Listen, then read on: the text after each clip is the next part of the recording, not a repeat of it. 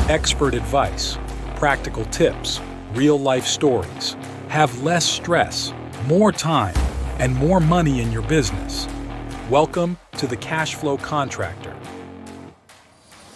Martin, life is hard sometimes, and Yes. we had the pleasure of knowing a really wonderful man, a great human being, Antonio Aparicio. How did you meet Antonio? You know, I was trying to think about that the other day, and I don't really remember. It was a referral from somebody, probably almost 8 years ago, 9 years ago, but recognized immediately that he was not a regular person. I mean, he was, but he was a very solid Christian. He's from Panama and came up here to school. He was an accountant, and he just had ethics and business sense. He suffered a lot. He lost a brother-in-law, and he lost his first wife, and they were really tough. Fortunately for him, he met Holly, and so had a good life, good kids, built a fantastic business, pool business he's well known for. But he was a guy, I mentioned him in my book. When I first met him, I asked to see his balance sheet, and of course he had one because he's an accountant. That's why I asked for things like that. I want to see if they have one. And he had one, and with millions of dollars in the account, right? Like, oh, this is different. So he was that kind of guy, very responsible. I have to tell one story. When he was a little kid growing up in Panama, he always wanted a Corvette. And so he came up here and he worked. He had various jobs he talks about in the podcast. But through all the time I knew him and worked with him, he resisted actually buying one. He could buy one with the interest payment out of his account, right? But he said, no, he said, delayed. You know, you want something so badly for so long, when you finally get it, it's usually a disappointment. Yeah. So he didn't buy one while I was still working with him, but I saw him again at a charitable event, and I said, hey, did you ever get that Corvette? And he goes, oh, yes, I did. And I said, was it disappointing? And he goes, oh, no, it was not. So anyway, he delayed gratification and got it and enjoyed it. And of course, the reason we're talking about him is he died about, I think, 6 weeks ago. And anyway, I thought it might be a really good idea just to run this again and move us to honor him and his wife, Holly, who, by the way, is stepping up and continuing the business. So she has a lot of courage, really does, strength and courage.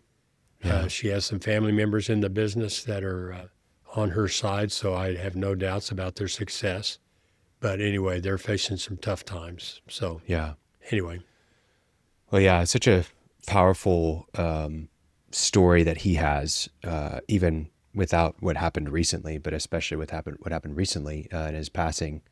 He was fairly young. He wasn't, and it was a heart attack, if I'm not mistaken. Is that right? I think so. Yes, it was. Yeah. And I don't know how old he was. I'm thinking early 50s, but I don't know. Just a reminder to everyone out there, especially business owners, the stress that you deal with, even in a healthy business like Antonio's with plenty of cash, it affects your health. And so go get yourself taken care of. Make sure that you're up to date on all of your exams. Make sure that you're tracking your health and that you're taking it seriously, because, tomorrow's not promised. So right. Okay. We're going to jump into what is one of our first episodes. I believe it's episode 10, if I'm not mistaken. It was. We're going to share that one. It's more than 200 and whatever, 40 episodes ago. But yeah, apologies to any quality issues. I have no recollection of how good the quality was of this, but I think it's going to be a fun episode to have for everyone. I believe it's audio only. So if you're watching on YouTube, you're just going to get some audiograms and stuff like that. But thanks for listening in. Rest in peace to Antonio Aparicio. Antonio, good morning. Good morning. It's bright and early today, right? Yep, it's gonna be a hot one. It's gonna be a hot one.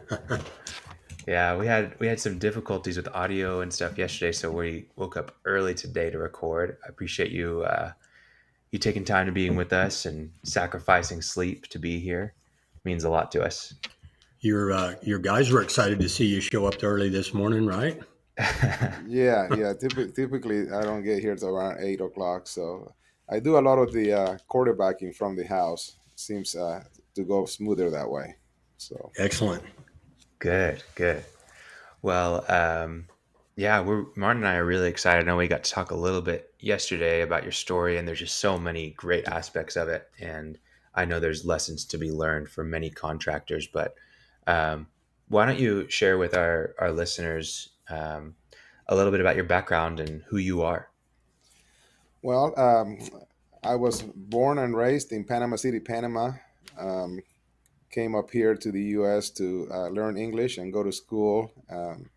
Did not intend to make a career up here. The plan was to go back to Panama, but as it often happens, the Lord has a different path for you. So ended up meeting someone and getting married and found my new home in Edmond, Oklahoma.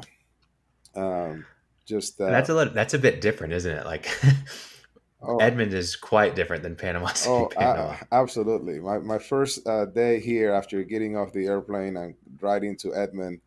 Panama City is, even though it's a third world country, is still a metropolitan area and big buildings and traffic and lots of people. And as I was driving to my apartment complex from the airport, I thought, where in the world are we? This is like the boondocks. It's like Yeah. where did my parents send me? I felt like it was a punishment. So yeah, it was quite the change to see fields and cattle everywhere and not very many houses or buildings. But so yeah, quite the change. But I learned to love it, and it's become my home. So. Wonderful. So, what you said you were coming to learn English. Why Oklahoma? Well, really, that was not on my. That wasn't under my control. My folks made those decisions.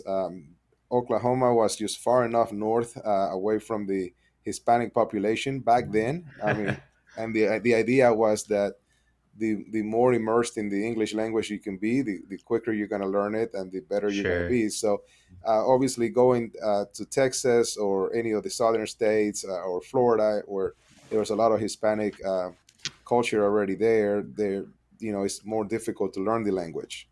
Yeah. So, my folks were looking for someplace farther away. Did you go to college or just come up and work and immerse yourself in the population? No, no, I went to English school first for six Okay. months, and then I went to college at the University of Central Oklahoma. Okay. What'd you Great. major in at Great. UCO? Accounting. Ooh, my kind of guy. Awesome. Yeah. That's great. So, yeah, what happened from there? So, how did you go from not thinking you were going to be in the U.S. You met someone, you ended up staying. What was your next thought process? Like, I'm starting my life here. What were your plans to when you were going to go back to Panama City? Was it to become an accountant? Yes, absolutely. The whole idea for going to school here was to be bilingual. Panama City is a very bilingual city, and Hmm. if you want to really push forward in the corporate ladder anywhere, you have to speak English. So my parents wanted all the kids to learn English. So I came, my brother, my sister, we all came up here to go to school for that reason. And the plan was to go back and then immerse yourself in the business world down there, and you would have an advantage because you spoke English. Again, my path changed when I met Angela, my first wife, and we began dating. And at the beginning, there was no thought that I would stay here, but as this relationship got serious, and decided that we may be getting married after graduation, then obviously things had to be put into a new perspective. Will she move to Panama with me? Will I stay here? All those conversations took place, and it was the decision that we made was for us to stay here and start a family here in Edmond. So I decided to pursue my accounting career here instead, since I was not going to go back to Panama. And I began with that thought process. It did not go well. My accounting strengths were not as good as other students. So I graduated with what I thought was a great GPA. I think it was a 3.6. But all of my friends that were in my same degree were 3.9s and 4.0s, and they were getting all the job offers, and I wasn't. Oh I man. remember going to the job fairs, and one job offer I got was in Texas, and another one was in Chickasha, another one was in Ada, and my wife had a really good job, or my wife to be, I'm sorry, had a really good job here in Oklahoma City. So she was kind of dictating the fact that we were going to stay local because she had a heck of a job and was doing real well for a company called Fleming Companies that was a big food distributor back in those days. And so anyhow, so I continued looking here locally and was not having any success. And that's how I ended up at Kentucky Fried Chicken. A friend of mine was a regional manager there, and he offered me a management position at one of the restaurants. And it was one of those offers like, okay, hey, take this, and if you find an accounting position elsewhere, totally understand if you want to go and move on. So he offered me the job kind of on a temporary basis, but I ended up being there for several years. So Oh wow. So, what was your parents' response to that? That you were going to go and work at Kentucky Fried? Or is there KFC in Panama? I know they're big internationally. oh yeah, yeah. My folks' response to that wasn't really negative or positive. Okay. The clash that we had was with the fact that I wasn't coming home. Yeah. That was really the conversation that was difficult because they did not want me to stay, particularly my mother. My dad was a little bit indifferent, but my mother really wanted me to come home, and Yeah. she was okay with me dating and getting married and all that, but she just wanted me to relocate and start my family in Panama. And Yeah. again, it didn't happen. So it took a few years for her to get over that. She got a grudge about the whole thing, but Yeah. eventually she got over it and came up to visit quite often, and we had a really good Good. relationship. So That's great. I said this on one of our last interviews that we did with Sergio Garcia, but I love the immigrant story. I think it's full of so much ambition and so many hurdles and obstacles that no one really ever has to experience. And it takes a lot of courage to say, hey, I'm going to leave my family behind and what I know behind in pursuit of something that I'm just now seeing, but I see the potential for the future. yeah, Um, and it's really incredible. And my father was an immigrant. A lot of my family is, and it's really cool to see that and very inspired by it. So um, you're working at KFC, and obviously it doesn't have a lot to do with contracting, but at the same time, I think it might. What are some of the things that you learned at KFC? Restaurant industry is, I think, probably the hardest one to work in absolutely. because it's so service, so fast paced. I mean, just really difficult. What was that like for you, and what did you learn from it? One thing that is I'm not a huge I don't do quotes really well, but there's certain things I do remember. There's a song that Garth Brooks sings that talks about thank God for unanswered prayers, and and here this is really for me. My prayer was to be an accountant. I mean, I really wanted Mm, that, and that those doors never opened, and like I said before, instead of trying to push something open, you want to go where the Lord leads. And it felt as if the Lord was leading to this Kentucky Fried Chicken position. I hated it. I hated the thought of it. mm, I really did not enjoy the whole experience there, but it felt like this is where God wanted me, so I was going to do it. mm. And now looking back, this is where the thank God for unanswered prayers, because now looking back, that was a great foundation to everywhere else I've been in life. Yeah, Like you said about the restaurant business being one of the toughest businesses to be in. I mean, yeah, you are exposed to everything. As a restaurant manager, you might as well be the owner of the restaurant minus the benefit of the salary. That's really the only yeah, part that's missing. Um, you are handed the keys and you're in charge of personnel, HR. You're the facility operator. You're the operations manager. You're the CFO. You're the CEO. I mean, you name it. All the hats fall on You you. have to wear them. Yeah. So from a health department inspector coming in, from a customer unhappy that their order wasn't correct, to the roof leaking, to having an issue with employees having problems at home and bringing the problems to work with them. I mean, you name it. I was baptized into all kinds of experiences very, very quickly. So I Yeah. was, 21 years old, running a restaurant. I'm finding myself going, "Oh my gosh, what did I get myself into?" So, Yeah. so again, I did not want to be there. I'm not going to paint a pretty picture that I was like, oh, this exemplary guy, but I just kind of figure, okay, this is where the Lord has me. I'm going to do the job. I'm going to do it well. I'm going to make the bosses at KFC appreciate my work performance, even though on the inside I was still like, man, I hope that I find an accounting job. I, kept putting out applications and kept trying to turn every lead around to see if I could find something, but it never panned out. So Yeah. I made it there from 1991 to 1995, and then Wow. what moved me out of there was not accounting, but the pursuit of a whole new dream with this landscaping and contracting business. Yeah. Yeah. I'm excited to chat about that. And I really just want to point out, like, for any people, any listeners that are young and damn millennials, whatever people say about them, whatever, like that's us. I think there's a lot that we can learn from that story because a lot of people these days don't want to do something that they don't want to do. Like you didn't want to be a manager at KFC, and um, you pushed through it for 4+ years, and that's really hard to do something that you don't enjoy, that you don't want to do, that you didn't never intended to do for that long. But there's so much that you learned from it, and so much of that probably propelled you and pushed you to do what you wanted to do for really the rest of your life. And I think there's so much that can be learned from those experiences. So if any listeners that are out there that uh, are in something that they don't want to do, keep pushing through, keep learning from that, keep digging, because there is value in it. It's not all in vain. Now that being said, you did want to do something different, and you did wait for it, but a door opened for you, right? Absolutely, Um, yeah. so what was it that that opened for you? What was it that you were passionate about at this time? Yeah.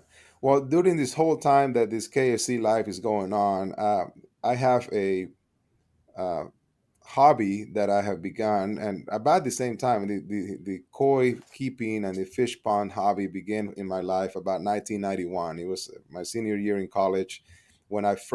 I first saw a koi pond in someone's backyard, and I just was fascinated by it, and that just turned over all kinds of uh, juices inside of me that I didn't even know were there, as far as creativity and as far as desire to do outside work and garden work and landscaping.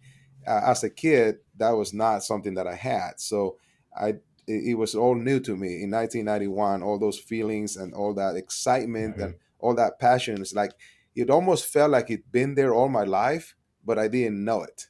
It was really really That's odd cool. because it just came out and started flourishing, but again it wasn't flourishing in a business sense. It was just a hobby, and so I began to just pursue all kinds of projects with landscaping, flower Were you just beds. working on your own yard Absolutely. mainly? Yeah, this is my own yard. My whole my Okay. backyard just turned into no grass basically.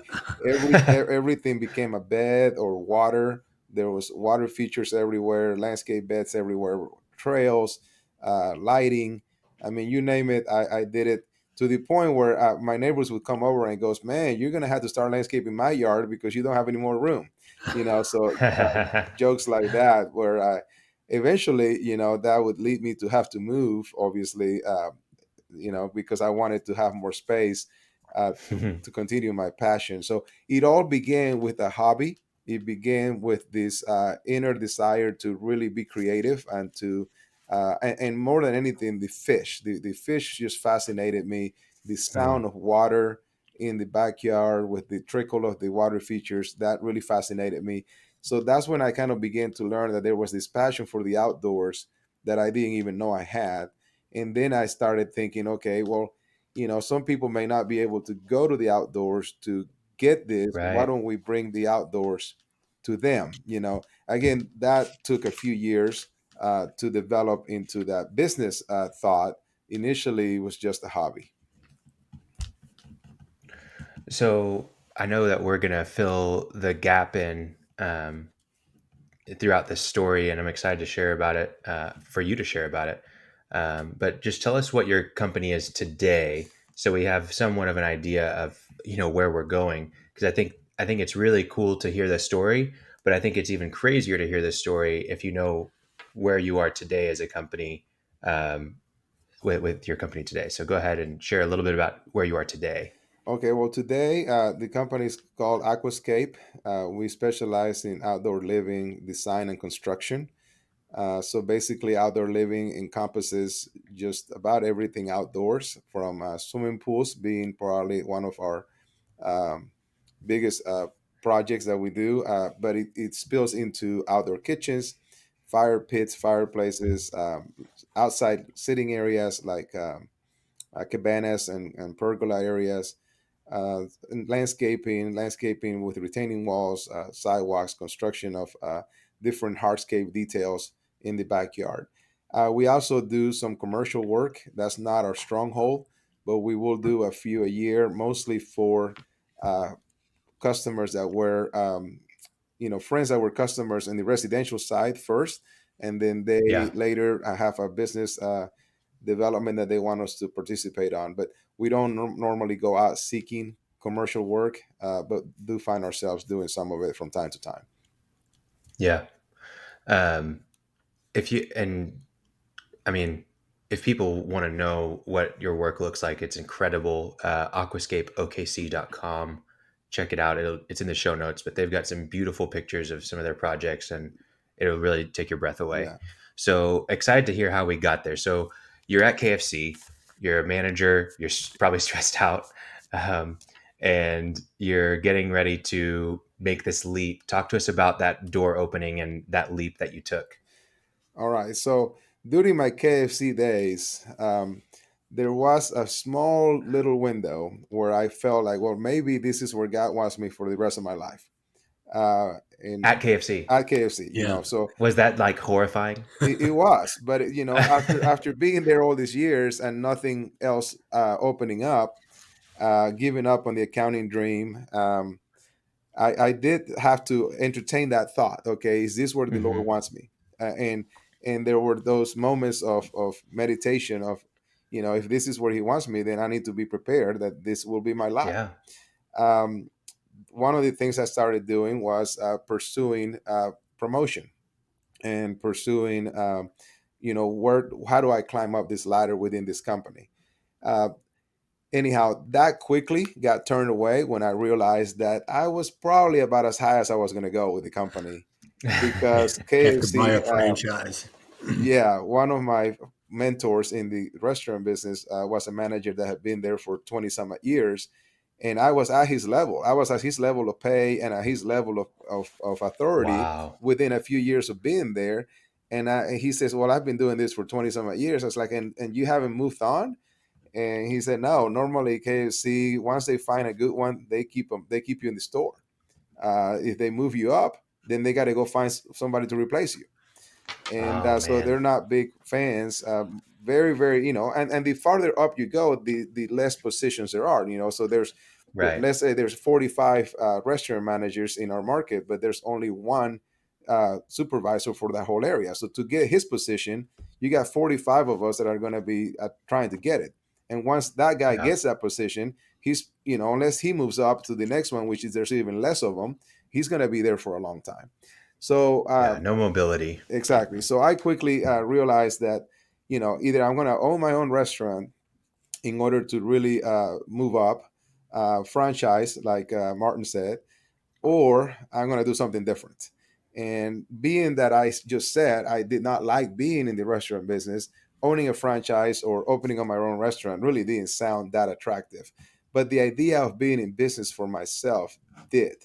I just, again, wasn't sure what that was going to be. And I wasn't smart enough to connect the dots that I have this passion for outdoors. Why don't I do this? Somebody had to point that out to me because I wasn't smart Hmm. enough to figure it out.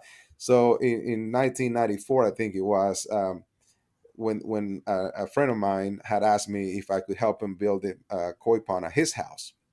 And Yeah. I remember him pleading with me, and I was like, "Man, I'm working 60-hour weeks. I don't have much time, and how am I going to go build you something? You know, this is something I do at home for myself. You know, not I'm not going to come home and then go to your house." But he was like, "Come on, just do it whenever. I don't care if it takes you 8 months. Do it on the weekends. Do it at nights. It doesn't matter. I'll help you. I just really, really want to have one of those fish ponds in my house." So we took on the challenge to help him out and built him this thing, and he loved it. In 1995, just months before I decided to quit my job, he sends my name to a friend of his and says, "Hey, I heard you build ponds. Will you build me one?" And I'm going, I don't know where this is coming from. I built him a pond, yes, but I don't build ponds. That you're kind of misinterpreting the whole deal. But he's like, "Oh, come on. I've seen the pictures. I'd really like for you to come take a look at my yard." So, and then another person called as a result of that. So all of a sudden, I'm getting people calling me for ponds and landscapes, and I haven't even said that I'm in business to do this. So Yeah. as the months progressed, frustrations were still rising in the KFC business, um, with different things that were going on, and then in the meantime, this is happening over here. And if finally, my friend, the first friend that I built the pond for, came over to the house one day, and we were visiting about some of my frustrations with my restaurant job, and he said, "Why don't you just do this for a living? Like, why don't you just quit and do this?" And that, really is that was like ding ding ding, like, wait a minute, I do You love. really hadn't thought about it until that point? Exactly. It was, even with people Wow. calling me, it just was not one of the things. Again, I think, I'll repeat this since this was said yesterday. The person that I was working for at KFC was a friend, so there Yeah. was also a loyalty factor involved Mm, of me. Just, sure. he gave me a chance when I couldn't find the job that I wanted, and so I would have to make that phone call to say, "Hey, I'm leaving." So I mean, there were some other factors going on, but definitely I had not made the connection on my own about, I can do this for a living. So my friend was a very exciting kind of guy, very passionate. So he would like, "Come on, Antonio, you can do this. Come on, man, I'll help you get it going. We'll get some business cards printed, and we'll, pass out some flyers." And he's one of those motivator guys. He could be a motivational speaker. And so with his nudging and the fact that I had a few people that wanted ponds, I was able to build up the courage to go up to my boss in April of '95, which is when it all began, and say, "Hey, I'm gonna give you my 2 or 3 or 4 weeks notice, however much time you need to get somebody in the store to take my place, but I'm gonna pursue this landscaping dream." Now, my boss and I talked a lot, so he knew my passion. And his words to me when I said that were, "I was wondering how long it was gonna take before you said this." So he knew it was He knew coming. he knew it. He knew it Yeah, was the writing was coming. on the wall. Yeah, and yet I didn't know it. So It's kind of anyhow, funny how people realize about us sometimes long before we do for yeah. ourselves. So Yeah. absolutely. Wow. So did your friend go into business with you? I mean, No, was no, it just, okay, I'm going to be a sole proprietor for a while? What was the step to fully be out of it? You're out of KFC. Did you start Aquascape at that time? What was the name of what you were doing? no. At the time, my friend was just a motivator, a helper. He had his own business. He actually owned a window tinting business. So this was just all me. Uh, we did not know what we were going to name it. For the first couple of months, the company did not have a name. It was Antonio. And just call Antonio if you want a pawn or something. And then I decided that since I was building decorative water features or decorative ponds, I decided that the name of the company was going to be Decorative Water Gardens. And here's our original business card logo that we had created for Decorative Water Gardens. And Wow. we began with that. Again, there were a lot of things we did besides water gardens, but that was Hmm. our focus. It was the water features. That was the passion. That's what inspired me to quit my job and do this. So we began with that. But the reality of it was that it was not going to pay the bills right off the bat. There wasn't enough people lining up to order a water garden for me to be able to make a living and even get to where I was at KFC. Because at first I'm going, okay, can I at least um, get my income back where it was? So I quickly realized that one of the easiest ways to get a cash flow coming in the landscaping industry is to mow yards. So Mm, I began taking on lawns, so that I would have that weekly income, that cash flow, and then I could work in the water garden jobs and the landscape jobs in between the weekly services. So yeah. I went out and bought me a trailer and bought me some lawnmowers, and I started passing out flyers in my neighborhood. My first lawns were my neighbors that didn't want to mow Yeah. didn't want to mow their own lawn. So I already knew which people didn't like mowing, so I targeted them, and so I had several yards in my own neighborhood. I actually landed my first commercial account because my neighborhood association hired me to mow the common grounds. It begins. Great. It's just spread from there. A lot of flyers, a lot of walking around neighborhoods, putting flyers in people's doors, and through word of mouth, I built a pretty good mowing business. And then being in people's yards, it was a great door opener for selling them a Yeah. water feature. Because since I Yeah. was there already mowing their yard, then I would say, hey, what would look great back here? A little water garden would look really good there. So that kind of worked hand in hand with the growth of the water garden business and the landscape business. Um, I wanted to. So Go let's ahead. talk about that. You that's your first really sales experience because at KFC people are just coming to you. You're not really having doing a lot of selling, um, but that's your first sales experience, right? Where you're having to go and you know knock on doors, ask for hand out flyers, all Yes. those things. What was the hardest thing about that for? Because I think a lot of contractors get into it for like they're gonna go and they're gonna build ponds and they're gonna mow lawns at the beginning, but they don't realize they have to go and sell. I think it was easier for you because you knew who you were targeting, and I think that's a big thing to remember. But what was that like? Well, it was a little intimidating. Right? I still to this day don't think of myself as a great salesman. Yeah. I feel like I'm just gonna facilitate people, help them get what they want. And so my idea was to just kind of open the door, throw the Yeah. thought out there. Hey, you may need this. You may, and then kind of just kind of take it from there. But I never had developed that pushy sales kind of strategy thing within my Well, good. personality. You shouldn't. Antonio, Yeah, we just can't let that go by without passing No, we on can't. great wisdom in that because if I were to write a definition of a good salesman, it would be someone who helps his customers or clients get what they want. yeah, That's exactly Seriously. it. Yeah. Well, there's even the way that you probably don't realize it, but you're prospecting. You targeted people that you saw didn't like to mow their lawn. hmm Like just You the solve their fact that problem.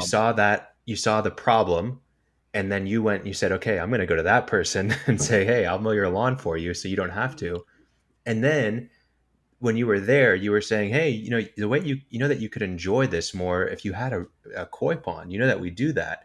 I mean, you're educating them on something that would make their experience better. And that's what a good salesman does. It's not about being pushy or forcing a quote on somebody, but finding a need yeah. and seeing something that is missing and offering a solution to that problem. And I think you did an excellent job of that.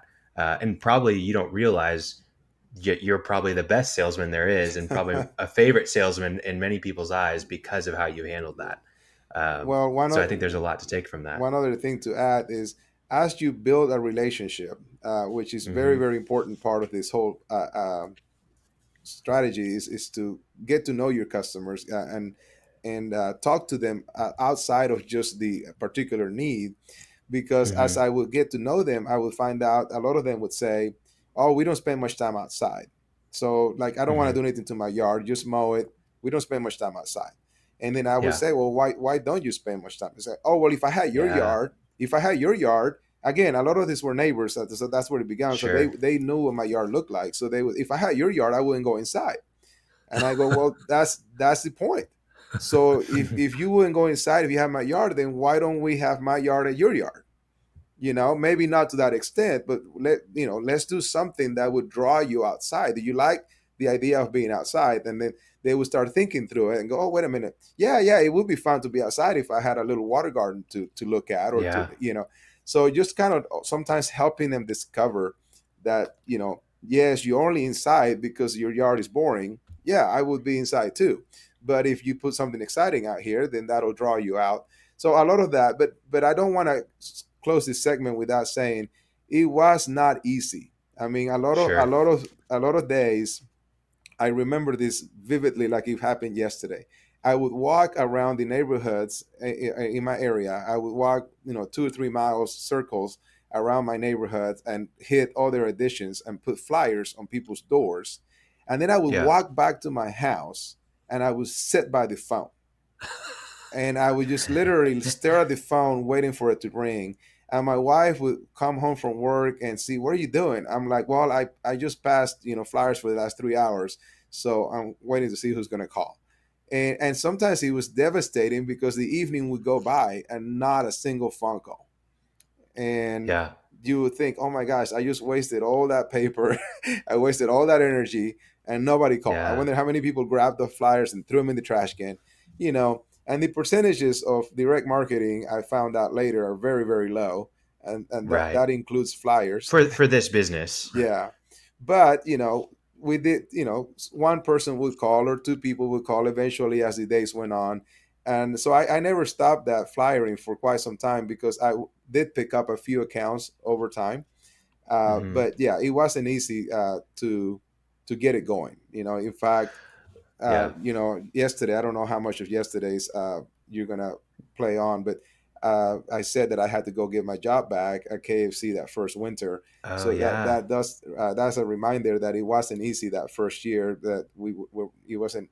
We can look back now and see our success, but definitely had some trials to go with it. So Yeah, because you said it started getting slow in the winter that first year, and you had to go back and get a job to get money, right? exactly, yeah, because that's But it's something you said yesterday was that because you had such a good relationship and you didn't leave that job in a bad situation and you didn't burn any bridges, you were able to come back on that temporary basis, right? yes, yes. Good. And when you left KFC that last time, right after the temporary job, was that like, did you know that was the final, like that was the last time you were going back? Do you feel good about that? I actually did not. Oh wow. Whenever I left that on that second stint, and thank my boss for giving me the chance. He, actually the conversation was more like, well, no problem. If you need to come back again, doors are always open. Let me know. He and I continue to be friends. So he would tell me later that he was hoping that I would have called him back that next winter, or it's like I Yeah. didn't want you to fail, but at the same time I was wanting you back. So it was kind of Sure. a real sticky situation for him. But no, I was not sure. After I went Yeah. back to work in 1996 and got more jobs and got more mowing accounts. That year I was able to get some commercial mowing accounts, and the commercial accounts you normally divide the payments over 12 months. So I was Ah. able to get myself some winter income coming in. Yeah. So in 1996, the idea was that, if things don't get busy enough, I can always go back to KFC one more time and go work there another winter. But fortunately, it wasn't needed. So Yeah. Well, we're going to ask you some more specific questions about your business back then, and it's probably going to require you to reach back into the depths of your memory. But we talked a little bit about how you were marketing. You're doing more flyers, direct marketing at that mhm. time, and then just a lot of word of mouth referrals. But how did you keep track of things? How did you keep track of customers' info, of materials? You're doing all this in your garage, I'm assuming. What was Yeah. that like? And what was how are you keeping track, staying organized? My wife was a big helper. She, even though she had a full time job, she was my uh, what do you want to call it, office manager or Yeah. marketing helper. I mean, phone helper. I mean, she really, and she had an accounting background too. She had a business background, so Okay. she had a lot of business savvy, and was very able to be a great backup support for all of that organizational things that you're talking about. So I think it would have been very chaotic if I was doing it all by myself. So having my wife support and just being there for me was huge. So Wow. So you don't even remember how you kept track of things. It was mainly her. absolutely, Um, yeah. yeah. What about like, when you're pricing jobs, how are you doing these quotes? What were you putting in margin? I mean, obviously you had an accounting background, so you knew a little bit of that. That's important, probably more than most contractors that start out. But yeah, Yeah. what was that like? Yeah, I mean, because of my Kentucky Fried Chicken experience, I knew about margins. I knew that we have Hmm. labor costs, we have food costs, we have fixed costs that in the restaurant, and so we knew what we had to sell the food for in order to be able to still make a profit. And they were very they were very picky about that because I had checkups on my books every so Yeah. often, and they, hey Antonio, your food cost is up. What's going on? You're cooking too much and throwing too much away at the end of the shift, or your labor cost is high. Why are you got too many employees on the shift? And so I knew enough business, and from my accounting degree as well, I knew that you have to have a margin. So I began with a pretty good basis. Again, my wife was an accountant herself, so there's a lot of issues with contractors today, probably not having that on the wraps, and Yeah. doing things incorrectly. But fortunately, that was not a challenge for me from day one because I had a good business background as I went into the contracting business. So I knew quite well. Now, my issue there was then what does the market bear? Because since I was Hmm. new in this industry and I went to mow a yard and I'm $50 to mow it, and they say, well, somebody else is mowing it for 45. I did have to do some adjusting and tweaking and figuring out, well, I'd really like to make this, but Right. I need the lawn to mow right now. Hmm. So I know this in today's world. Martin and I have had conversations about, no, you have your price and you stick with your price, but I think sometimes that's different when you're trying to get going. And Yeah. if I say I need to have lawns to fill out the week, and I'm going to give up $5 on this lawn to get there, then so be it. Right. Maybe after I mow it for 6 months and they see how great a job I do, I'll be able to get my $5 back. And Right. oftentimes I did that. I say, hey, I'll start it with this, and you're going to see that I'm going to do a better job than the guy that was doing it before, and then you're going to want to pay me what I bid to you to begin with. So I would go back and ask, hey, do I deserve to get the extra $5 or whatever? And customers would say, oh, absolutely. Now if you're doing a Yeah. terrible job, then yeah, don't even go Right. ask. So Antonio, Yeah. that's a hugely important thing that everybody listening is either going through now or has gone through now. It's when you cut your prices to get to work and transition to where you can actually make money and survive. And just because that's what we're talking about right now, I like to say to people, make sure you give them a reason other than price to buy from you. Hmm. yeah, And sometimes you have to prove it first. But Right. anyway, yeah. just more wisdom. No, that's great. That's great. So, were you making a profit, right? Oh, absolutely. Yeah, I was making a Good. profit. Now, again, Okay, wait. Absolutely. I was making a profit. I mean, that's a key point for people. yeah, Is a lot of people go out and do it to get the sale and not to make the profit. But I just want to didn't want to let that pass. yeah. Absolutely, you were making a profit. Oh, yes. Yeah. I mean, yes. And I love what I was doing. I was very thankful that the Lord opened up these doors and this opportunity was there. But I still, if I wanted to do it for a hobby and for fun, I would not have started a business. So Yeah. a profit was a necessity of this endeavor. And I want to add another thing to you guys is to the listeners here. My wife that year gave me the news in 1995. I'm backtracking, that she was pregnant. This is Oh, after, so during all this, wow. yeah, this is after I had quit my job. She actually knew, she was pregnant, but she didn't tell me so Oh that I man. would not change my decision. She knew I wanted to do Wow. this, and I was hesitating and conflicting within my soul on the prospect of walking up to my boss and quitting. And she said, if I told you that I was pregnant, you probably would not have done it. She kept it quiet, and she didn't let me know. I mean, probably till the moment where I probably would have found out on my own. Hey, wait a minute, what's wrong with your belly? But Yeah. she finally told me where I was already, head in and all the way to my knees into the water. So it's like, okay, you can't go back now. So in 1996, when we were getting the second round of business after I left KFC, my daughter's born. And Wow. talking about this profit thing, hey, I'm being the sustainer for my family. This is a Hmm. business, and it has to be for profit. So yeah, we're, Absolutely. we're not going out there to just work just to work. So Man. Well, um, I think this is a really fascinating story, and we're not even halfway, honestly. So the last question that I have for before we get into how things started changing, I want to know, who was your first hire? How did you make that decision? Talk to us about like how you start, because I know employees were a very, very key as you started to make a transition. yeah. You had mentioned yesterday. What, who did you hire? How did you hire them? How did you find them? How did you manage them? Well, so networking with my KFC buddies was the start of that. Yeah. No full time employees, because I did not want to obviously have any conflict with my employer. But what I did is I had made some friendships with other restaurant managers in the area, particularly the manager of the Edmond store.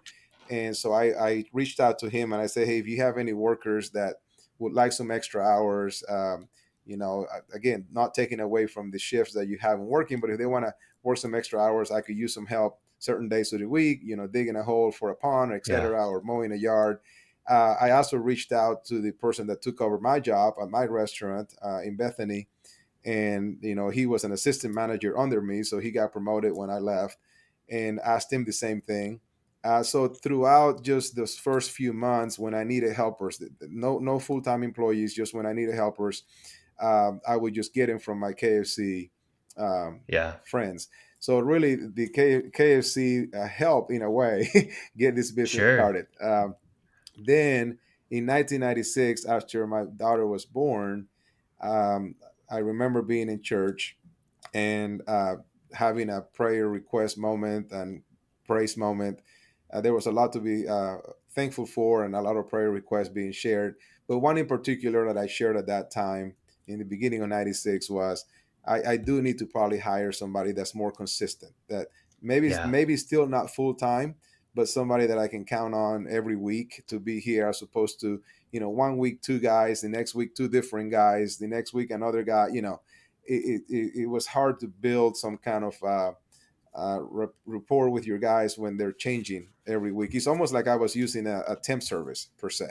Right. Uh, Right. so when I did that prayer request, class was over, and somebody taps me in the shoulder from behind the row behind me and said, "Hey, uh, I could help you." Um, Really? yes, and I said, "Huh? Well, what are you doing?" I Tap, said, "What are you tap, doing tap. now?"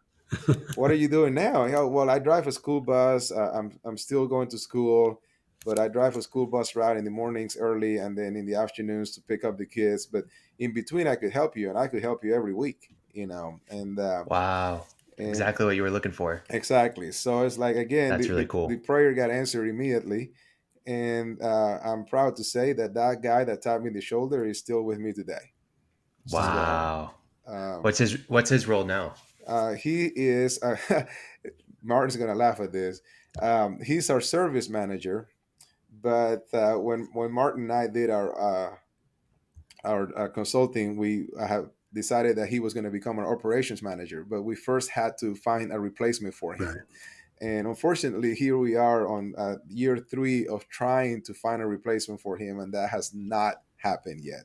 So this is another one of those trial moments where we say Yeah, it's not our time, it is God's time. And Jeff and I have that's had good. conversations about, we know what we want to do, but we're going to do it when the Lord opens the door. And for Right. whatever reason, that door has not opened where he can step into that operations manager role.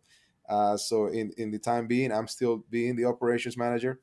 But I still have faith and believe that the Lord's going to open that door. But we have not found someone to replace Jeff. So anyhow, we're getting ahead of No, ourselves. that's good. But back to the question, yes, he was the one that tapped me in the shoulder. He began helping me in 1996, and I had my first consistent employee that was to count on every week for different projects. So Wow, that's great. I think that's a huge help. I think it's one of the most difficult things is when you're by yourself, whenever you're so used to running every aspect of your business, bringing in that first key employee can be a big challenge, just from selecting and trusting and all those things. But it really does shift the trajectory of your business, of what you're able to do.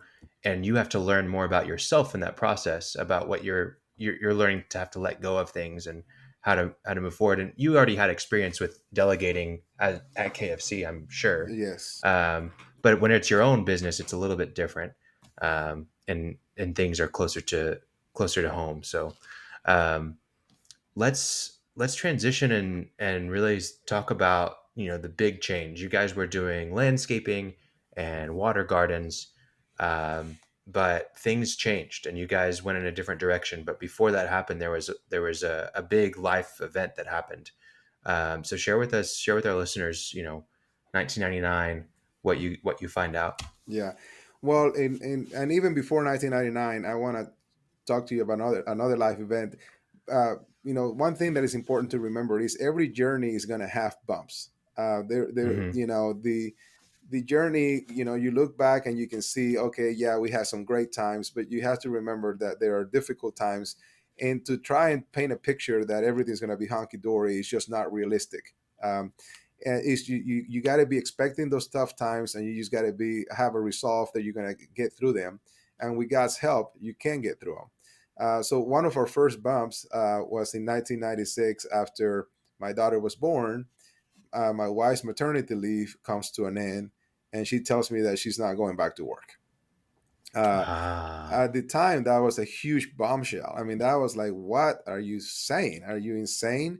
I mean, we're barely into this first year of our business, and we need your income. Again, I'm short sighted. I'm not seeing the overall picture. I'm not letting my faith lead me. I am just kind of in the moment, and the emotions is like, yeah, wait a minute, we have to have your income. And my wife's wisdom, which was way greater than mine, she said, no, I want to be a stay-at-home mom. I feel that this is what God's calling me to do, and mm, I'm willing to give up my career and my job to follow where God is leading me, and He wants me to stay home with my daughter. So again, once I was able to accept that, there was some bitterness there for a while, but once I was able to accept that, I thought, I have got to really get this business doing way better this year than it did before, because my wife's not going back to work. We're not going to have her income to back us up. So that was the first bump in the road.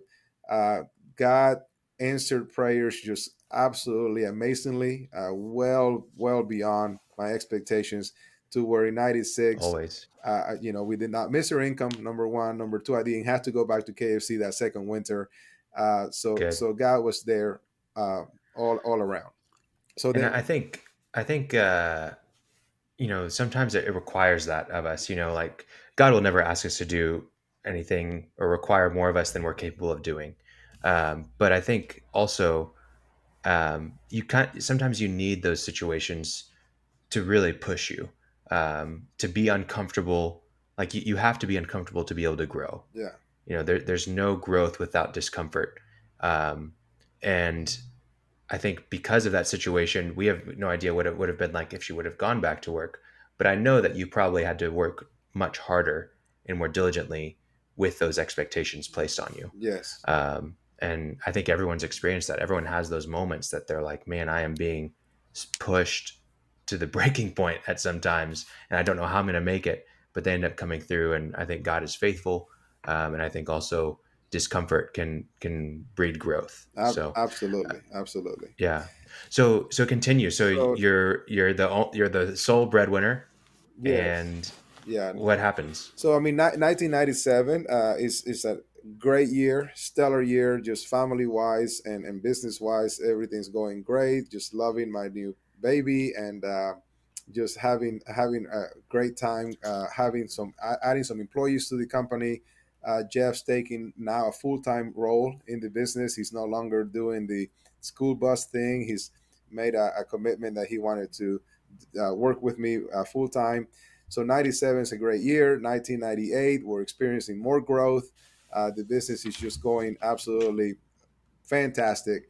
In 1998, I bring in my second full-time employee, uh, which was my brother-in-law, my sister's husband. They moved. Oh, wow. They picked up their family and moved from Florida to Oklahoma for him to come work for me. And at the time, I did not know it, but at the time, he was just going to be another helper. He later became my right hand man and just pretty much ran everything in the business in my absence. And so, again, 98 was full of blessings, full of growth. 1999 though is where another bombshell hits. So Yeah. again, you have More than just a bump. yeah. So you have the good years that you can look back on, and then you also have the tough years. And in 1999, my wife got diagnosed with breast cancer. Um, so another time to sit back and reflect and try to pray for wisdom and just pray for understanding and peace because our flesh does not allow us sometimes that, and the enemy is always throwing curveballs at us to derail us. Yeah. And so a lot of thoughts. Why me? Why her? Why us? We have a young baby. We have a small business just getting started. We can't deal with this. Why are you doing this to us, God? So a lot of those moments, a lot of those thoughts, go through your head.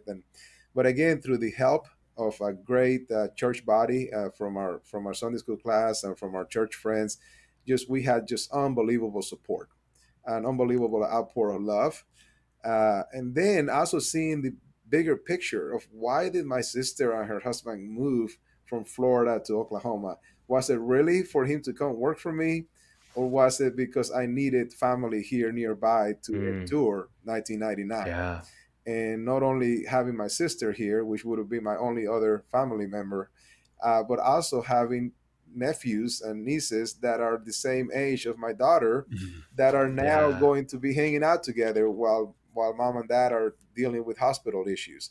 So, again, I would love to say that I knew that then. I didn't see it then. I Sure. experienced it, but I didn't see it. It was years later that you reflect back and go, that is, God's in control right there at its best. For because I always question, why would, my sister lived in Miami, Florida.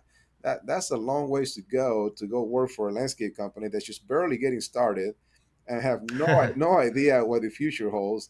And you guys picked up your three kids and moved halfway across the country. And but then I was able to see the bigger picture that it wasn't so much so that Eric could work for me, but it was more so that the family could be together. And Wow. so we endured 1999 with ups and downs. There were joyful moments throughout the journey. There were terrible, terrible valleys, and just being in the bottom of a pit where you just scream that just how do I get out of here? Why me? Yeah. Um, and so we just went through that roller coaster through the 99. And again, we learned to just understand what the church family is all about. I mean, oh my gosh, if anyone ever says, I don't need church, um, you cannot be farthest from the truth because the church body is there to uplift and support each other. Yes, you can have a relationship with God, and yes, you can pray on your own. You can read the Bible on your own, but the church body is just a great motivator, and uplifter, prayer partners. They suffer with you, they cry with you, they rejoice with you. I mean, it's just an amazing appreciation that. I was able to gain for the church in 1999 that I did not have before. Wow. And that continued to grow in my life because unfortunately, the story didn't end with the good ending from a world perspective. because my wife ended up passing away in January 2nd of 2000. And Wow. so we lost the battle. We lost the battle on earthly terms, but ultimately it's still a victory because she's in heaven and she is Yeah. with the Lord, where we're all going to be. If you're a Christian, that's where we're all aiming to be at, and Yeah. that's our destination. She just got there sooner than I wanted her to. We Yeah. definitely grieve and are in pain and suffer that, but we're also rejoiced with the fact that hey, she finished her journey and she did it very well while she was here. She ran a very good race, and she's there. And we'll get there all at our timing that the Lord has for us. So having had the opportunity to see what 20 years pass by, all of that wisdom comes in due time. Yes, I could tell you that it would have been better if I had all that at the time that it happened. No, there was a lot of tears and there was a lot of bitterness and there was a lot of fighting God and asking why. But again, through just his enormous love for us and through the friendship of other believers, we were able to push through and get over to the other side. So, Hmm. That's power. And you said, yeah, I'm sorry about that, but I know that it's been a while now, and it sounds like you've had a really great time of reflection and learning and peace with it as well. Um, and I know that yesterday when we were speaking about this, you had mentioned that how, you already talked about how helpful it was for your brother-in-law and your sister to be around and to have family and to have the church body. But I think specifically those employees, Jeff and your brother-in-law, were very key to you getting through that in 2000. Because, I mean, obviously, I would not be in a good place if my wife had just passed and was yes. dealing with cancer. But yeah, they were able to take everything onto their plate and run things, right. Exactly. I mean, there's so many stories within the story that I think we could talk for 8 hours. So I appreciate you bringing that up. But yes, I mean, on the personal side, the support was immense. But also in the business side, those two guys, it's just like wow. I mean, how blessed can I be that to have two people that walk up to me and say, "Hey, we got it. No, Yeah, no worries, we got it," and they did. I mean, they stepped up to the plate, and it was so liberating for me to just know that hey, as I'm dealing with this family crisis, I don't have to worry about the business collapsing. Honestly, I probably didn't care. I yeah, was at a mental place where I thought, if the business collapses, so be it. I'll have to start over, whatever, because that wasn't important to me at the time. but right. but having those guys to say, we're going to take control, we're going to take the reins, and we're going to push this forward was an enormous blessing. And whenever I was able to return in the spring of 2000, then the business was there for it to just continue moving Yeah. forward.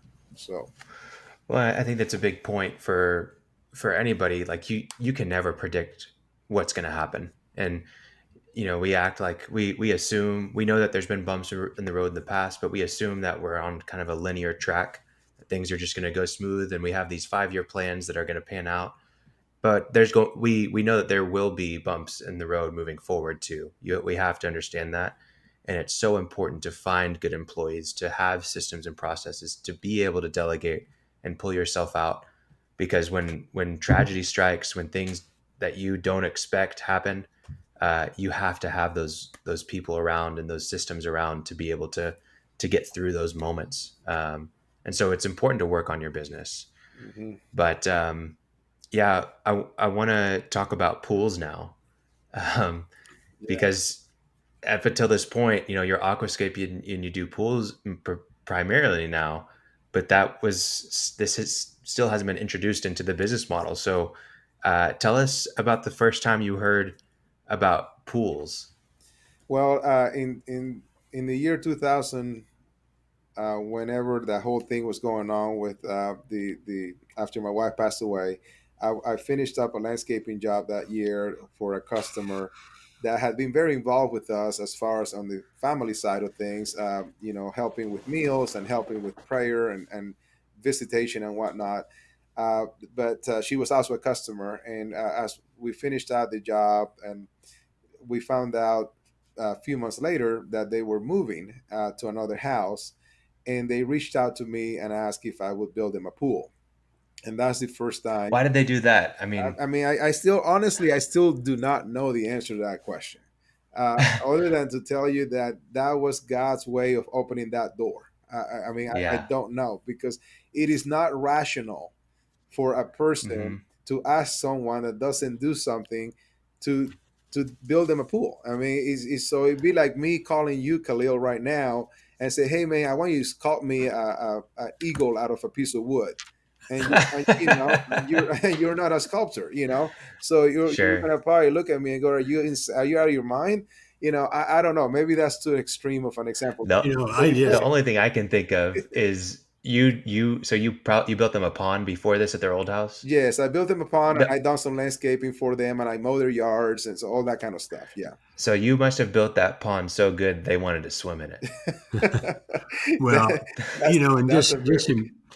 in listening to this remarkable story, Antonio, of course, the reason they chose you is they chose your character and your passion. And Yeah. they knew even before you that that would translate into a magnificent pool. But yeah, this is quite a story. Yeah, Antonio, I think you had said yesterday that they said they love their pond so much they wish they could have you build their pool to look as beautiful as their pond, right? Yes, yes, and that was a motivator factor for them to get that nature-like feel of a pool. And again, I fought it off with the idea of, well, I don't build pools. So Yeah. we went on a little bit of a back and forth journey there for a few weeks of me saying no, I really don't feel capable or don't feel right about doing this. Yeah. Um, they eventually kind of quiet down and went away. I thought that it was over. Uh-huh. They were busy with their move and getting their new house going, so it kind of got put on pause. In the meantime, that same year, I decided to move to a new house, and I was going to build myself a pool.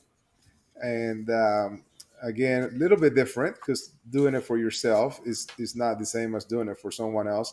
But as I began those plans and began that process, word got out, and so this client heard that I was going to be building myself a pool, and they reached back out to me a second time and said, "Hey, wait a minute, you say you wouldn't do this for us, but yet you're building yourself a pool." And so we had to go through that process again of negotiating this whole perspective, but eventually they convinced me to build them a pool. Wow. Yeah, that's a little nerve wracking, I bet, because I don't know. Like I get like a pond, like you're not gonna swim in it. There's not like health concerns really. I mean, I'm sure there probably could be if you did a really poor job or didn't take care of it, and someone fell in. But with a pool, I feel like there's more like liability there. Were you scared to do it for them? At the time, geez, I mean, I was probably what, in my mid 20s, somewhere about, no, 28, 29. So I had a lot more, I had a lot more, I don't know what the word is. I'm You're sorry. willing to take more risks. Yes, the risk factor for me, like, hey, I even jumped out of an airplane back then. I wouldn't do that now, But yes, I was willing to take more risks, and the challenges that were presented to me sometimes would outdo my fears. Just the idea of completing that challenge, or rising up to a challenge. Yes, there would be fear. Don't get me wrong, Hmm. but the excitement of the challenge would normally surpass that fear, so I would go ahead and give it a try anyway. Now, I did have help. I mean, so surrounding yourself by people that are smarter than you is always a good thing. Hmm. The other day you asked me about a quote of the day. I was kind of thinking of a couple of things overnight. And that's one of them. Surround yourself with people that are smarter than you. I mean, you Hmm. don't have to know it all. You just have to know where to get the answers. And that's a huge lesson for anyone in business, that you're going to be presented with challenges that you're not capable of solving on your own, but you have business acquaintances, you have friends, you have people that you can use as resources to find the answers to make sure that you do it correctly. Um, and another thing is when you make a mistake, you own up to it and learn from it. There's going to be lots of mistakes along the journey, and the worst thing you can do is to blame somebody else or blame a circumstance. Just own it and say, hey, I screwed up, and I'm going to learn from this so that next time I won't make that same mistake. So yes, there were definitely challenges. There was definitely fear, but I put myself around people that had some resources that I could use to make sure that I gave this client a worthy pool. I wasn't gonna just take the job and go do a subpar job with it. So there was a lot of research done. There was a lot of time spent reading, and a lot of time spent talking to people before we went out there and dug that hole. So, Yeah. So that was your first pool. How quickly did you get your next one? the pool wasn't even finished when she had already referred me to someone else. She didn't So even know she could swim in it, and she told people, "You got to use this guy." she was getting her hair done, and her hairdresser lady was talking to her, and they started chatting about the fact that she was having a pool put in. And the lady that was in the stall next to her, this is pre-coronavirus, by the way. You could be closer than 6 foot, I guess, and listen to each other's conversations. So the lady that was next to her approached her afterwards, like, "Hey, I want to get a pool built, and you were just talking about this person doing yours." And so she gave her my name. So yes, I got my second lead while my Before first you pool was finished. still not finished. And of course, I Wow. was building my own at my house. So within the first few months of this endeavor, I had 3 pools under my belt. So Wow. I set out to build me a pool personally, and the next thing I know, I have 3 pools, and that was really kind of the platform that began the whole thing. Because from there, I got another referral and another referral, and to Just close kept that, building. yeah, it kept building. Yeah. So at what point did you change your name? Was that years later? Was that at that time? Because decorated water gardens didn't make sense. Yes, it was about a year and a half later. So this whole thing began in 2001. It wasn't until the end of 2002 that we came up with Aquascape pools. So for a good year and a half, we built pools under decorative water gardens. So it was just Right. another service of decorative water gardens was swimming pools. Yeah. And In 2002, we decided that it may be less confusing to customers that were seeking pool help.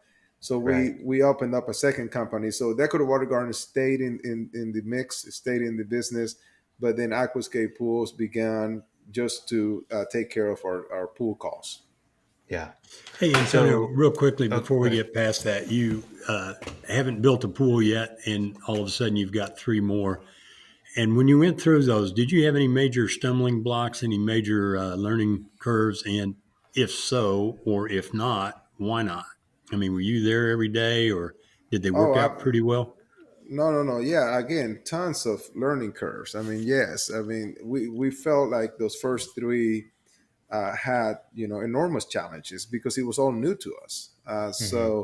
Every single day it was a learning experience. Every single time I turned my head a different direction, I was learning something new. So yes, there were a lot of stumbling blocks. There was a lot of things that require extra effort. But again, the more we did it, the easier it became. But again, stressing a point here is that we sought after people that knew more than we did. So we were not Yeah. going to try to just go out there and engineer this on our own without proper help. So we always try to surround ourselves with people that knew more than we did as we got past those stumbling blocks. Um, Yeah. as the years went on, experience, they say that the university, Hard Knocks University, is the best university. I mean, experience teaches you a lot. So Yeah. obviously, the more pools we did, the easier it became. And you So spent a lot of personal time at the jobs during that personal Yes, responsibility. Yeah. yes. now, Well, sorry, but the reason I bring that up is I think I know of clients and other companies that get started and then they have the opportunity to get a large number of work and something new. And I frequently discourage them from taking 20 taken on 20 pools before they've done one. And that's why just the Yeah, learning Requires curve. all their time. yeah. Our growth was slow. It wasn't exponential, so that's good. We didn't find ourselves in that scenario where all of a sudden we had 20 pools. We did get there, but we got there at a good pace, so that Yeah. we were able to keep it managed. I think 2005 was really the year where things kind of started exploding, and by then we had three and a half years under our belt, so we felt ready for that explosion. Right. So That's good. Now, really quick, I mean, you started your landscaping and your pricing was, you know, kind of what the market would bear, but also what you thought you were worth. You had built-in profit margins from the get-go because of your experience at KFC. But whenever you got into pools, I mean, that's a completely different purchase price than a pond, I would imagine, right? They're not even close in price, are they? no, the numbers are totally different, completely different areas. I mean, ponds typically you can do in the $10,000 to $20,000 range. Pools you're talking about 60, 70, up to 100. So completely different. So how did you make, I mean, did you just keep this, how did you, you know, it's hard to just price something that much larger when you've never done it before. What was that like for you? Well, the principle doesn't change. I mean, if you have a margin, if you're working for a margin, whether you're going to price a job that's $10 or a job that is $100 or $10,000, if you have your margin and that's what you are wanting to make for your profit, then the numbers take care of themselves after Yeah. that. So I think the biggest thing to learn there is, what is your margin? What do you want to do? And then you stick with that.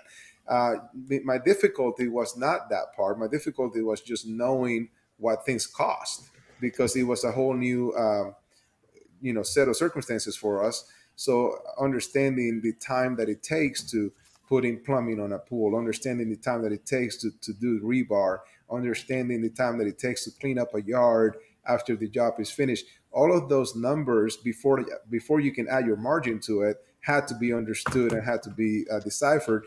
And we Hmm. did have a lot of challenges and a lot of struggles there, because I missed Yeah. some quite often, where I would think, well, we should be able to get that done in 3 days, and it took 4 or 5. And then you are there scratching your head going, well, what went wrong? And circumstances change from pool to pool. That's another learning curve. Some pools, Yeah. the ground cooperates and the guys can get in and out quicker when they're doing the plumbing. And then the next pool, the ground is like digging through concrete, and you put the shovel in the ground and it just bounces back on your hand, and you realize, wait a minute, this one's going to take longer. So sometimes whenever you did the numbers at the end of the day, the profit was not what we wanted it to be. But I Yeah. have I have learned early on in the career. I also learned that you can't have every day be profitable. Our goal is to be profitable at the end of the year. So I'm not going to sit there and look at my books daily and scratch my head. Something went a little long. Yes, it took, but tomorrow may go a little bit faster and we recover. So as long as at the end of the year your profit margin is where it needs to be, then you're doing the right thing. If you're Yeah. getting to the end of the year and you're losing money, then you better start changing some things for the next year. Uh, Yeah. so yeah, so our Well, margin again was achievable for most part. We did have some scenarios where we lost some money that wasn't I wasn't prepared, but I believe that in any new business venture you're going to have some It's of going to those happen. bumps. Yeah. Yeah, absolutely. So, I think it's really important what you said, that even though the job numbers changed and they were so much higher, the principle stayed the same. And I think for so many contractors, they see these bigger opportunities and they forget that principle, and they see the number and they're like, "Oh my gosh, like yeah, that's an amazing job. That'll feed us for, the next 3 months or whatever it is." And you got to keep that principle stay the same, because otherwise you're going to lose all your profit, you're going to be more stressed out, you're going to be in a hole, all these different things. well, I think, yeah. Antonio, this is something I realized the first day I met Antonio and I saw his books. uh, one of the critical things, and we're just passing through as if everybody knows this, but vast or a large majority of contractors don't have good books, in my experience. So the ideas of cost and margins, and what you've said just in passing, if your margins are where they need to be, well, where do they need to be? Is 10% margin, 50% margin, 30% margin? A lot of people pursue sales for the sake of sales. And what I just want to point out that you just said, and it's been true since KFC from what I've heard today, is that it's not sales for the sake of sales. It's sales that bring you margins, and then ultimately at the end of the year bring you a profit. And Yeah. you obviously analyze in the past, because you say if your margins were not where they need to be, then you may need to make changes. So that's a key thing in this podcast that we'll be talking about is people understanding their books, understanding margins, understanding what margins have to be. And if I'm hearing you correctly, Antonio, you couldn't run your business without that knowledge. Is that right? I mean, how Oh, important is that? oh my gosh, that is unbelievably important. I mean, this is one of the reasons why contracting businesses are one of the leading failed businesses in the United States, is that people don't understand that. You can't just Yeah, run the numbers. The numbers may look good on a cash flow basis, seeing money coming in, but if it's going out just as fast as it's going in, you are right. not going to make a profit. And if a business is not profitable, ultimately is going to have to close its doors. Right. So, But I just Absolutely. want to make sure that didn't go by the wayside, because that's one of the critical elements of running a successful business is understanding your numbers. Can't do it Yeah. without it. So you've got a very successful business. It's 2020. You've learned a lot over the years. Like you said, we could spend hours and probably days talking about all the lessons that you've learned and things that you've gotten right and things that you've gotten wrong. But I would like to just go through some areas somewhat quickly and kind of a concise way and just show people all the different facets of your business that are successful and that you've had to work on. So we don't need to go super in depth, but just want to ask you some key business questions really quick. So, what's you've got a great tagline, but what's the vision for your company? Where are you heading down now? Back then, you didn't know about pools. Now you guys are in pools. What is your vision now for Aquascape Pools? I mean, really, our vision encompasses more than pools today. We want to really help people reconnect with the outdoors, and Mm, in a small way. And I'm not talking about reconnecting by going out to the mountains in Colorado. That would be the ultimate reconnection. But bring it to their yards. So whether it is with the pool, whether it is with a water garden, or just a fire pit, an outdoor kitchen, a sitting area, just any kind of a way that helps that particular client reconnect with nature, reconnect with the outdoors. That's what we're trying to be of assistance, and we want to be able to facilitate that. So again, I don't try to go up there and sell them something that doesn't fit their hmm personality. Some people are just not cut out for a pool. Some people are not cut out for a waterfall, even if they do want a pool. So instead of going in there with the vision of sales, sales, sales, it's more of a what is it that is going to help you enjoy your outdoors? What's going to help you to enjoy your backyard? And then let's see if Aquascape can help you create that and facilitate the steps to get you to have that enjoyment of your backyard where you can create experiences and memories. So that's really our vision. It's just helping people reconnect, if you were to sum it up. that's good. I like that because it can go into so many different facets. It doesn't limit you to the pools. It can also be pergolas. It can also be, gardens. It can, it's not just pool. It can be anything that helps them to reconnect with nature. Yeah. So who is your target market now, and why have you chosen that target market? I mean, really, anybody with a backyard is my target market. Right, So I guess if but you you're live not with, doing certain types of pools. Like you're only starting at a certain level, right? well, we have said that, but I do need to clarify it. So at a certain level, when we say, we're doing unique outdoor designs, and we're trying to not do cookie cutter approach. Yes, Right. I definitely agree with that. However, a lot of people don't have the room to do something big. So Sure. we had in prior years developed a line to try to uh, target people that were going to spend a certain amount of money.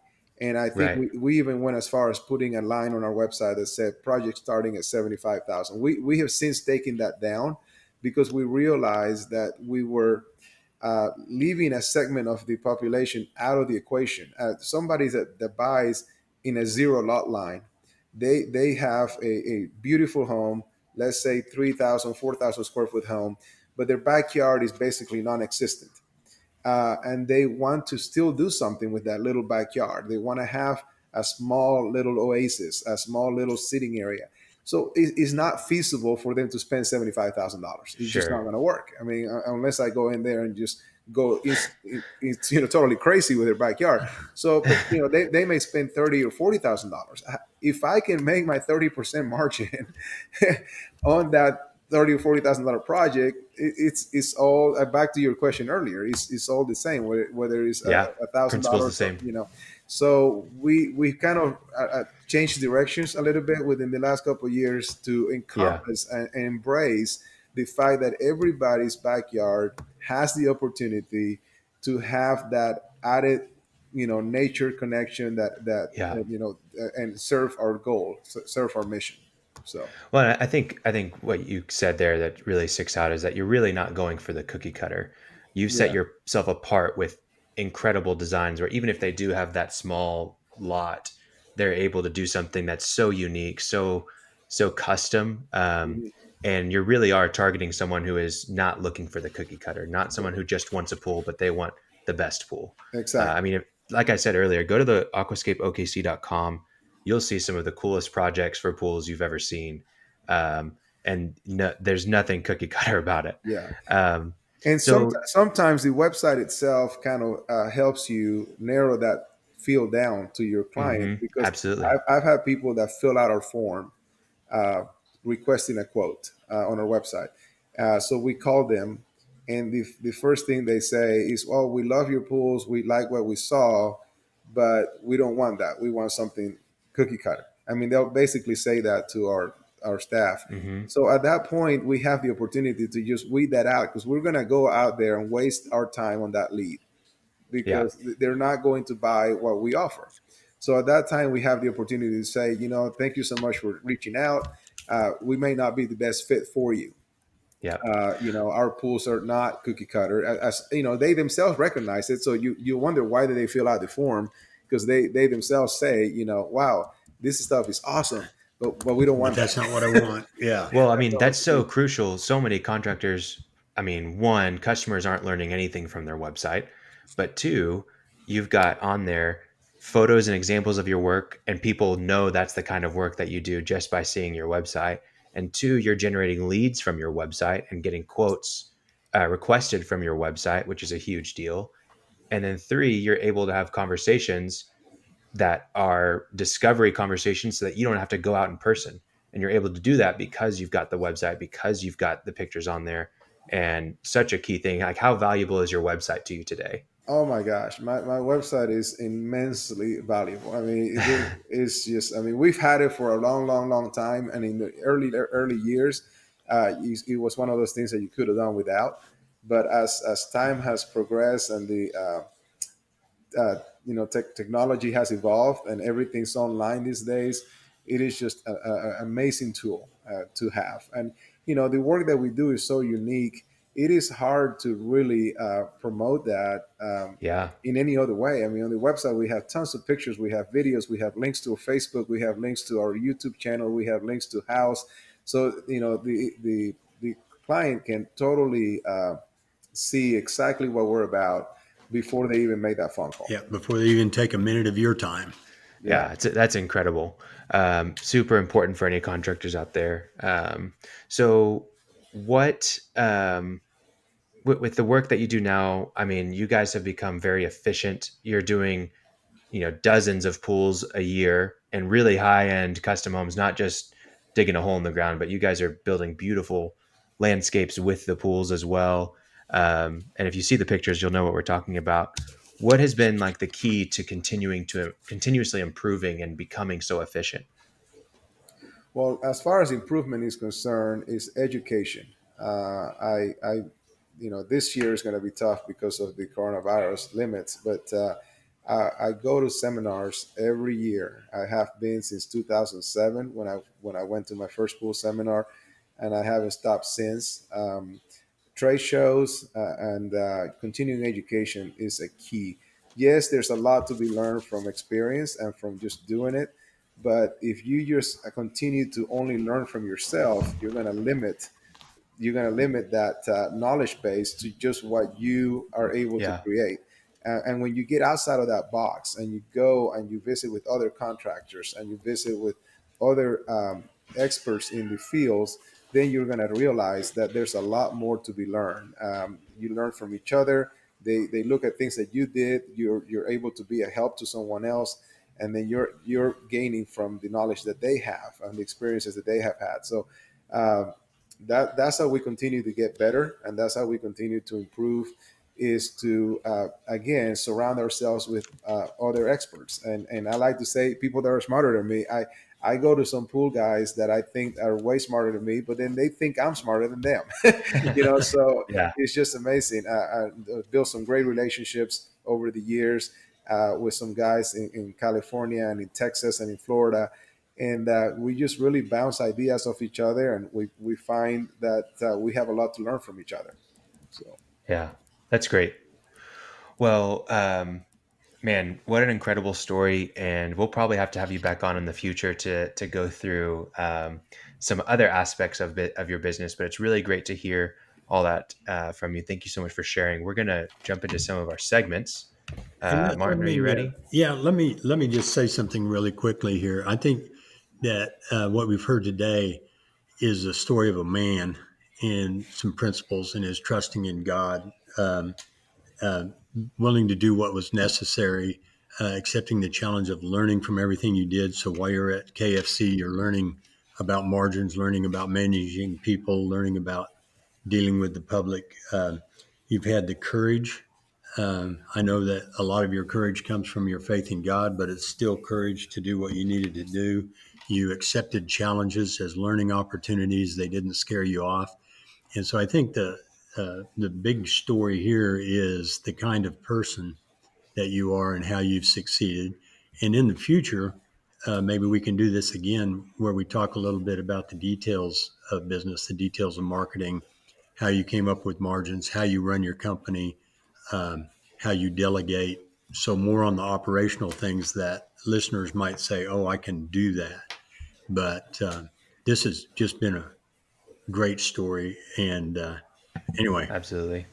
Antonio, well, yes, thank you. But yes, I'm ready. I just No, I'm inspired for sure. well, thank And you. let's do that. Let's go into our Mount Rushmore segment. Let me see here. you got to play the music. There we go. I don't know if everybody could hear that or not, but um, Mount Rushmore has nothing to do with that sound. What do you feel like what were your top four things from this? What biggest takeaways, Martin? Well, my Mount Rushmore things. One is going to be bookkeeping, because Antonio does. Well, anyway, it's bookkeeping. It's foundational to everything, and Antonio's done a great job of it since the get go. And when I first saw his books the first day I met you, I realized I'm seeing something that I don't see elsewhere. So, bookkeeping. I also want to talk about some kind of ephemeral things, but courage, a focus on others. Um, that it's a servant's heart, but you're focusing on others. You said several times, I'm not out trying to sell somebody something. I'm just trying to find out what they want and provide it to them, which is the very definition of great sales. And then I think surrounding yourself with people who are smarter than you. And I think you said it well. I'm not sure they're smarter than you, but they're different in the the sum of the parts is greater, or the whole is greater than the sum of the parts. So those are my four: bookkeeping, courage, focus on others, and surrounding yourself with people who are smarter than you. Those are great, and mine are honestly pretty similar. So my big four things for this are just Antonio's faith, his connection to the church.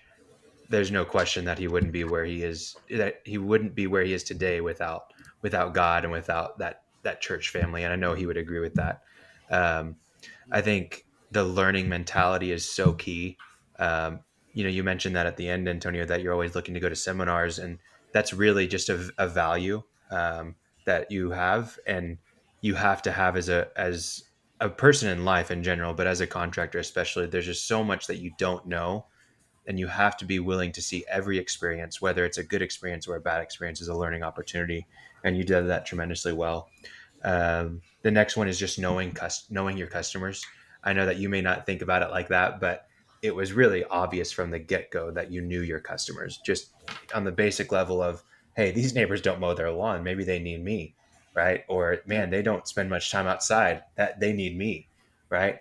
Just knowing your customers, even when with changing taking the $75,000 off the website as where your project started.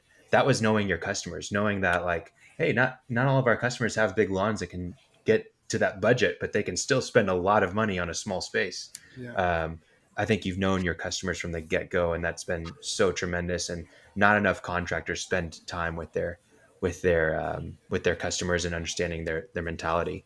Um, and then lastly, I'm gonna put grit on there.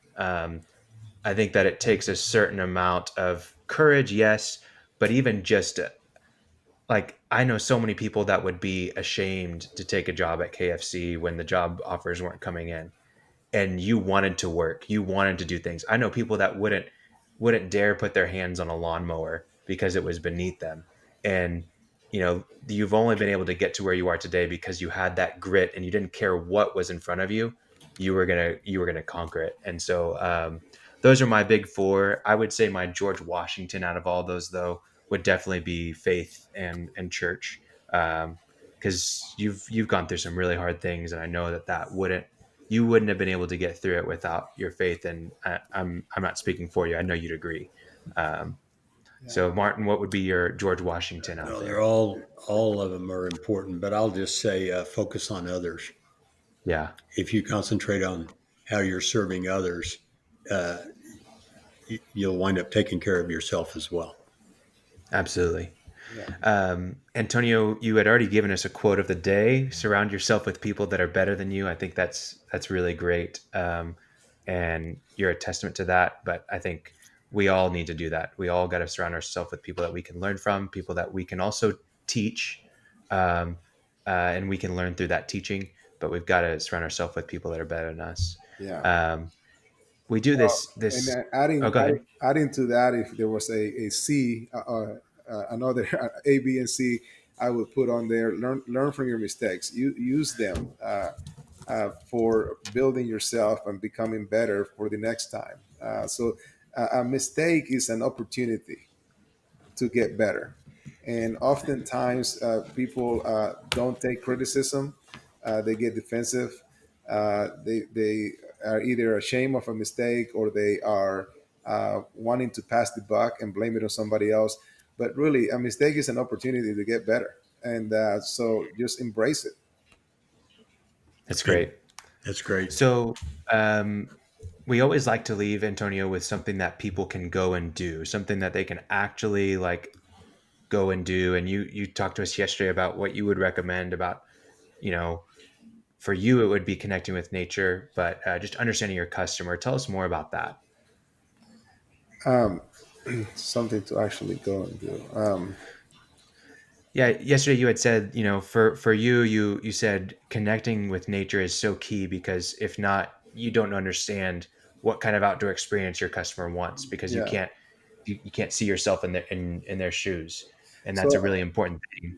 yeah. So yeah, and again, I said it in regards to the particular business that I'm in. I mean, just the experiences that you see from being outdoors and just getting out a sense of understanding and taking in your surroundings. So even if you're not out in the woods, I mean, just going to a park, a city park, and just taking in the aroma of the air and listening to the birds and listening to the wind as it hits the trees and it moves the leaves. I mean, just that connection just brings a relaxation to your soul. And we that's what we want to try to create. So sometimes just as simple as planting a couple of trees in somebody's backyard is just an enough, just a first step, just of creating that nature Yeah. feel and that connection. So Yeah, and I think for other contractors that may not be outdoors, go and find areas that your customers go and live their life for a little bit. Go and be in their shoes, put yourself in their experience, um, because it's not about you; it's about them. Listen to them and know what they want by experiencing what they're experiencing. Is what I get from that. yeah. Uh, And one thing, like I remember this years and years ago. My daughter was little, and we went to the zoo. And what do you go to the zoo to do? I think mostly is to look at animals, right? That's what you would agree. or, yeah, but my daughter made a comment to me. It's like, Dad, you spend more time looking at the plants and the trees than you have looking at the animals. So again, I was embracing the surroundings and I was embracing nature and I was learning because then I can take that experience and apply it to somebody's yard. yeah. And that's I remember my daughter pointed that out to me. So No, that's good. That's good. Okay, so before we wrap up here, we've got Ethan ready for his insights, and he's got a lot to cover Yep. in this almost 2 hour episode. So, Ethan the what? intern. Yeah, you ready, Ethan? I am ready. Okay. Well, let's get your music going. We're gonna give you 90 seconds again, um, Oof. and I might be quicker than that. oh, you think so? I might be. Okay. Well, let me get the timer going here. Music is going. All right, go for it. All right. So sometimes you have to do things you don't want to do, but in turn, it can push you to do something you actually want to do. Like Antonio turned his hobby into his career after working at KFC. Build relationships with your customers, even outside of what they need. It can help you discover their actual problems. Prove the price of your service by delivering quality. Antonio realized or utilized his relationships from KFC to find employees at the start, but quickly realized he needed to find more reliable customers or employees. So he found a right hand man and he hired one of his longtime friends. Having trusted employees can be a blessing in hard times. Antonio took risk when he started building pools, but that's what you have to do sometimes. Sometimes you have to take risk. Surround yourself with people that are smarter than you. When you make a mistake, you own up to it and learn from it. And the principle of margins doesn't change as prices go up. Know your margins and stick to it, and understand your books. If you understand your books, you can make more valuable decisions, take on better jobs, deny jobs, and just grow your company better. Yeah. Okay, good stuff. Martin, did you leave anything out? I don't think so. I think it was pretty good. So I think It's pretty good. congratulations. Antonio, did you leave anything out? oh, I'm sure we left tons out. I'm just I kidding. stumbled on one. It was We about hiring employees. At first, you hired quick just to fill a spot, but then yeah, you realized you needed better employees. So that was where I absolutely, stumbled absolutely. in there. Yeah. It's No, good. no, no. This is really good. I think that you summed it up quite nicely. Cool. Okay. So, Sweet. Well, good. and you Well, I did it would under like 30 seconds. in the distant future, so that you have time to recover, but where we talk about some of the particulars that you've done, the details that contractors who are listening and want to emulate your success, uh, particular things that they can do. So if Yeah. you're open to coming back in the future, we would appreciate it. Yeah, yeah, I wouldn't mind. I might next time be smarter with the whole internet thing and be better prepared. So, and let's No not worries. and let's Well, not get some. your idea of surrounding yourself with somebody smarter than you, that's what Khalil does for me. I don't know how to do any of this. He Well, if mentioned you that can he's a figure, millennial. Great. well, Khalil Khalil, said if you he's a can figure out millennial. to get me better internet to Arcadia, Oklahoma, I am all ears. Yeah. We'll He's get got to have OEC out there. Elon Musk send up a satellite for you so you can Oh, beam it goodness. right in. So Goodness. Well, hey, Antonio, thanks for your time today. We know it's hard to make 2 hours to record a podcast, but we know your story is going to be an impact to so many people. Listeners can connect with you through your website, right? Yes. Aquascapeopc.com. And there'll be a lot of resources in the show notes as well. So appreciate it. Thank you, Cashflow Contractors. And Antonio, we'll see you soon. All right. Thank you, guys. Thanks, Appreciate Antonio. it. See you. Thanks for listening to The Cashflow Contractor. Check out our website in the show notes or visit thecashflowcontractor.com.